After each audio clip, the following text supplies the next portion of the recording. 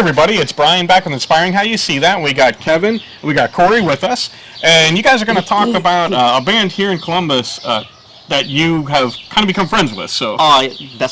Really good friends. One of the first bands I saw here locally at local banners, Shucking Bubba Deluxe, and they're awesome.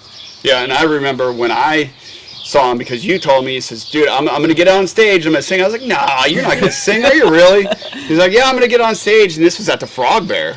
Oh, that was another good place. Wait a minute, I was there one time when you jumped up with him. Were you really? Yeah, I remember that. Yeah. So that's right. That's right. Yeah, that was. That's right. I thought she looked familiar, but I couldn't remember that. I think we were drinking pretty heavily. Oh, yeah. That's okay. When you mentioned it, I'm like, wait a minute, I was there the one time that happened. That's funny. Many times. After we did the first time, I'm like, I know I've met him somewhere before, but I couldn't place it. That's funny. Yeah, because you're like, I'm getting on stage. I'm like, okay. How many Jack and Cokes in was I when I said that? Wait, but didn't your brother have me get up on stage because they were going to do Jump? No, you didn't use something Staying Alive. No, it was like they were doing Jump. That was a different time where I did that. All the songs to sing. I can do that. I can do that. I believe it's a skill. Yeah. It gets that high pitch. Yeah. How I met them, it was like a random weekend. It was like a Saturday, and me and my roommate, that's when I lived downtown. He had his girlfriend over. We're just kind of watching TV, and we're like, we didn't really want to go to the bar. We didn't feel like going to the bar. We didn't feel like doing anything. And then all of a sudden, it popped up. I mean, it just got done storming too. Like it stopped, and then, so it was kind of downtown was dead. Well, then it popped up that the Oktoberfest was going on, but it was at German Village when it was actually in German Village. So we're like, let's go to that. We get up and we go. Now at this point we're drinking. They're on stage singing. At this point, I've had two of the big dunkers. I am hammered. And it was one of those deals where nobody called anybody, but we show up. I had another friend that showed up. Same situation. There was like 20 of my friends that didn't have anything going on that just kind of happened to show up. And we're sitting there and they start playing Nothing But a Good Time by Poison. And I'm in the front row. In front of the crowd, not front row, it's the field, and I'm singing. Next thing, and before any of this, I wanted to be a rock star, but there was one thing I couldn't do. I could not sing in front of people. I would get so scared, I'd sweat, but I guess, a couple dunkles in, I remember some liquid courage. Sadir put the microphone in my face, and I sang one line thinking that was going to be it. I would just sing one line, and that was it. After I sing that line, he put the microphone up. I'm like, all right. I go to leave. He grabs my arm, pulls me on stage, hands me the mic, and walks off. And I'm like, he's like, I gotta go to the bathroom, dude. And at that point, I'm like, screw it. Here we go. And from then on, they pull me up. Like I see them all the time. The whole band is amazing. They pull me up. I do the 80s set with them. I do Pour Some Sugar on Me. Nice. Talking Dirty to Me. Nothing But a Good Time. I've done it at the Ohio State-Michigan game. I do it at all the tailgates. Nice. Anytime I see them, I'll get up there. I did it at the Memorial Tournament one year. I do it. It's awesome. Sadir is amazing. Rick Soga, he's actually owns a barbershop off of Bethel. No, Henderson. He cuts my hair. So just great group of guys. Went on the Buckeye Cruise for Cancer a few years ago. They were there. I got up and did it on the Buckeye Cruise for Cancer. Yeah, so... What's the name of the barbershop? We can throw a shout out. WTS, right up off of, I think is that Henderson? Yeah, Henderson Road. Yeah. So if you want to look this good, that's where you go. Yeah. Yep. Rick will hook you up.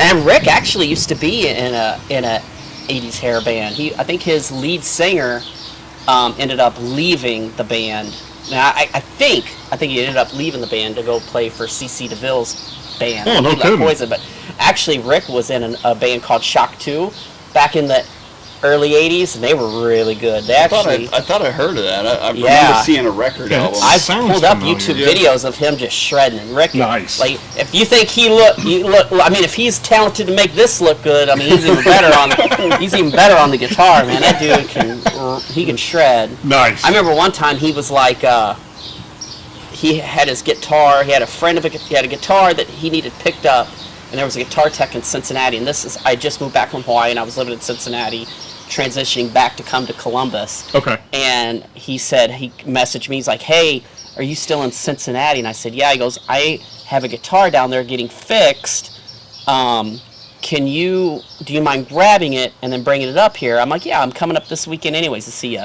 So I go into the plate, like I go in there and I grab the guitar, and I talked to the guy. I had all these guitars. I'm like, man, that guy is cool. I'm like, he had a look like he had some Eddie Van Halen replica guitars in there, and he's like, no, that's Eddie Van Halen's guitar tech.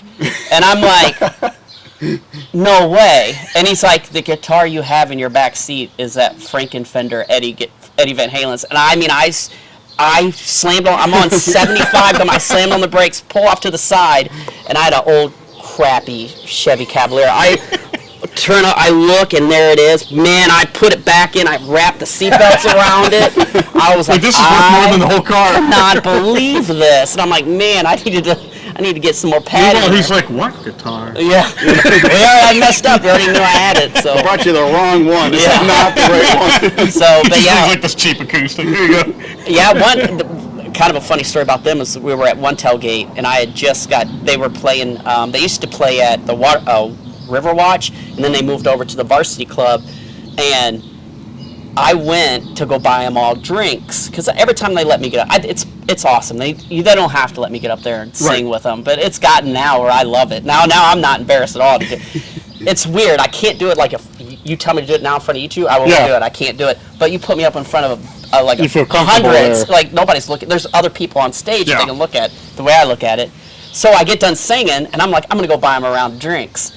I go to the bar there where they're serving the drinks. I'm like, yeah, I need to get the band some drinks. They want, and I order me something. I'm like, I want to get them a round of shots. And they're like, all right. And then I go, and they're like, here you go. It's on the band's tab. And I'm like, oh, okay. So then later on, I told Rick, where he's cutting my hair later that week, I'm like, yeah, I go, it's weird. I went to go buy y'all shots and drinks, and they never charged me for any of that. And he's like, dude, you were drinking on our tab. I'm like, oh, well, I think I owe you a little sorry bit. about that. Yeah. So he's like, oh, don't worry about it. So he got some drinks. That's like I a just running delivered joke. them. Yeah, Siddir's like, yeah, that was real funny. So You know, you mentioned something. We should probably let them know now. Actually, one of the videos, we are going to have you sing Nothing But a Good Time a yeah, cappella. that will not happen. That will not happen. Not doing that. Well, don't worry, it's just the internet. If it sounds horrible, that's because they have crappy acoustics on these things. Well, we can remaster it. Take care of that.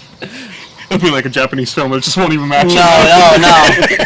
Dub that over real quick.